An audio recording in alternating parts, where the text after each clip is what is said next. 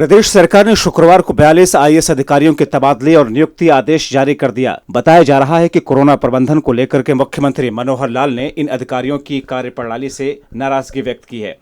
अब विनय प्रताप पंचकुला के नए डीसी होंगे। वहीं शरणदीप को निगमायुक्त का जिम्मा सौंपा गया है। सरकार ने तुरंत प्रभाव से 42 आईएएस अधिकारियों के स्थानांतरण एवं नियुक्ति आदेश जारी किया। 9 जिलों के डीसी को हटा दिया गया, जबकि 2 जिलों के डीसी को दूसरे जिले की कमान सौंपी गई। आपको बता दें कि जिन डीसी को हटाया गया, मुख्यमंत्री मनोहर लाल कोरोना संकट में उनकी कार्यप्रणाली से संतुष्ट नहीं थे। वरिष्ठ आईएएस अफसरों के भी विभाग बदले गए हैं। आईएएस विनय प्रताप को पंचकुला का डीसी बनाया गया। कुरुक्षेत्र की डीसी शरणदीप कौर को निगमायुक्त पंचकुला और जिला नगर आयुक्त की जिम्मेदारी सौंपी गई। अमरजीत सिंह मान को चरखी दादरी का डीसी लगाया गया। अनाज है मंडी में आते ही जिस दिन उसकी बिक्री होगी उसके 24 घंटे के अंदर अंदर उसका उठान भी हो जाए ताकि जल्दी गोदाम में पहुंचे और आपकी पेमेंट भी जल्दी रिलीज हो जाए। गेहूं के हिसाब से ही, गेहूं के प्रकार से ही हमने सरसों की भी जो खरीद करनी है वो उससे 5 दिन पहले 15 अप्रैल से हम शुरू करेंगे। लेकिन ये सरसों इस बार इसको भी खरीद करने के लिए जो भी 67 मंडियों में पहले खरीदी जाती थी, इसको 140 मंडियों में खरीदा जाएगा।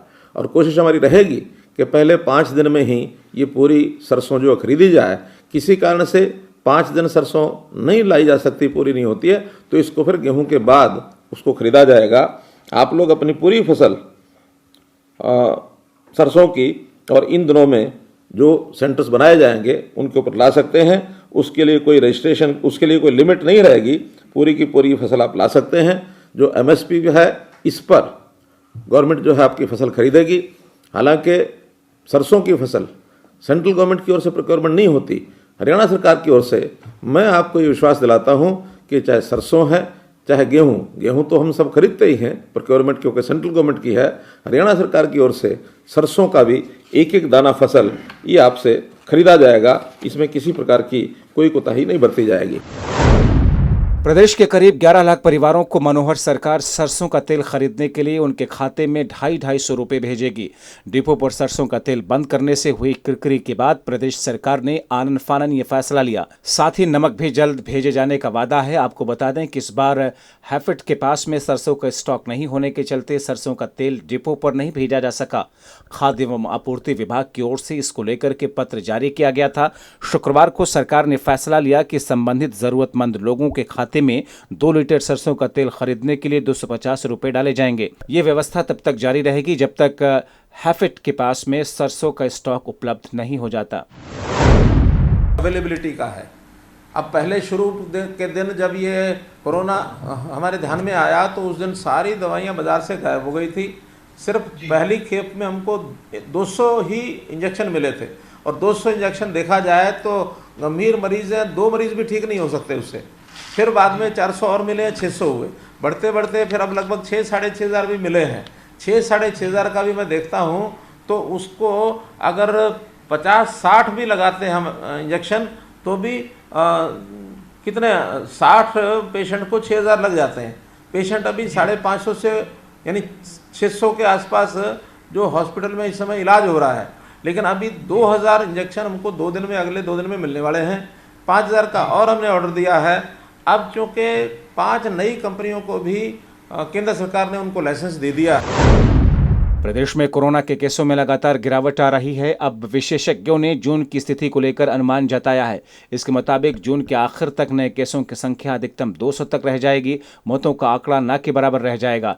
आईआईटी कानपुर के प्रोफेसर मनिंदर अग्रवाल की ओर से फरवरी से लेकर के जून के आखिर तक प्रदेशों में कोरोना की स्थिति पर जो आकलन किया गया वो पीक तक लगभग सटीक था। हालांकि जिस तेजी से केस घटे हैं ऐसा अनुमान उनके विश्लेषण में नहीं है। सीबीएसई की 12वीं की परीक्षाएं रद्द होने के बाद में प्रधानमंत्री मोदी ने देश के टॉपर रहे 17 विद्यार्थियों से बात की। इनमें पंचकुला के सेक्टर 10 निवासी 12वीं कक्षा के विद्यार्थी हितेश्वर शर्मा से पीएम ने न केवल परीक्षा को लेकर सीधा संवाद किया बल्कि पंचकुला में अपने बिताए समय को भी याद किया। वर्चुअल कार्यक्रम में मोदी ने बताया कि वो पंचकुला के सेक्टर 7 में कई साल तक रहे।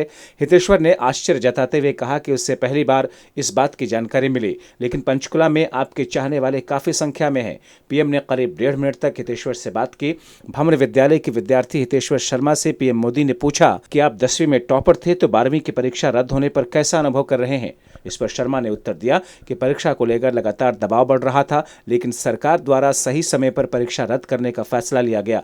इसके लिए विद्यार्थी आभारी रहेंगे। हितेश्वर ने कहा कि मेहनत कभी बेकार नहीं जाती, मेहनत करने वाले हमेशा ही अव्वल रहते हैं और पढ़ाई कभी बेकार नहीं होती है।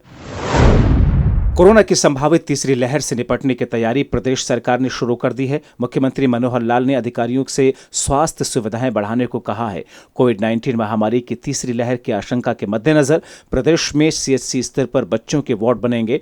अन्य स्वास्थ्य सुविधाओं को भी बढ़ाया जाएगा। हर सीएचसी पर लाइफ सपोर्ट सिस्टम से लैस एक एम्बुलेंस 24 घंटे तैनात रहेगी। आपको बता दें कि मुख्यमंत्री मनोहर लाल ने सभी डीसी के साथ बैठक में यह फैसला लिया। उन्होंने धरातल पर स्वास्थ्य सुविधाएं बढ़ाने का निर्देश दिया। मुख्यमंत्री ने कहा कि अभी किसी प्रकार की ढिलाई नहीं बरतनी है। कोरोना के नए मरीजों की संख्या काफी कम होने के बावजूद कोविड प्रोटोकॉल का पालन करना जरूरी है। उन्होंने डीसी से दूसरी लहर के दौरान 8 कठिनाइयों तथा उनसे पार पाने के लिए किए गए प्रबंधों के बारे में जानकारी ली। साथ ही तीसरी लहर की आशंका के प्रति सभी को सचेत रहने को कहा। उन्होंने कहा कि अगर सीएचसी स्तर पर कमरे बनाने की आवश्यकता महसूस हो तो योजना बना करके जल्द काम करें। है वो तो अभी कोविड का जैसे एक प्रभाव पिछले दिनों में जो देखने को मिला, उसमें सभी डिप्टी कमिश्नर्स ने अपने अपने अनुभव अपने इलाके में उन्होंने कैसे कैसे क्या क्या नई बातें की, क्या उनके अनुभव रहे वो पूछा गया। कुछ उनके सुझाव भी आए हैं कि जहाँ जहाँ उनको कठिनाई महसूस हुई, सुधार के नाते क्या सुझाव हो सकते हैं, उसमें भी चीज़ें सामने आई। जैसे हॉस्पिटल्स के अंदर कुछ सुधार करने चाहिए और ख़ास करके CHCs को और मजबूत किया जाए। और जहाँ कहीं मानो जैसे ऑक्सीजन की कमी पाई गई तो ऑक्सीजन के प्रोडक्शन के प्लांट्स ये कुछ जगह तो लग गए हैं, कुछ और लगवाए जाए। CHC लेवल तक ऑक्सीजन बेड्स बनवाए जाए। और हमारे यहाँ सेंट्रल गवर्नमेंट की ओर से भी 43 ऑक्सीजन प्रोडक्शन प्लांट ये मंजूर हुए हैं। कुछ CSR में हमको मिले हैं। तो जितने डिस्ट्रिक्ट हॉस्पिटल्स हैं, जितनी CHCs हैं, सब जगह छोटे बड़े ऑक्सीजन के जो प्रोडक्शन के प्लांट्स ये लगने चाहिए। इस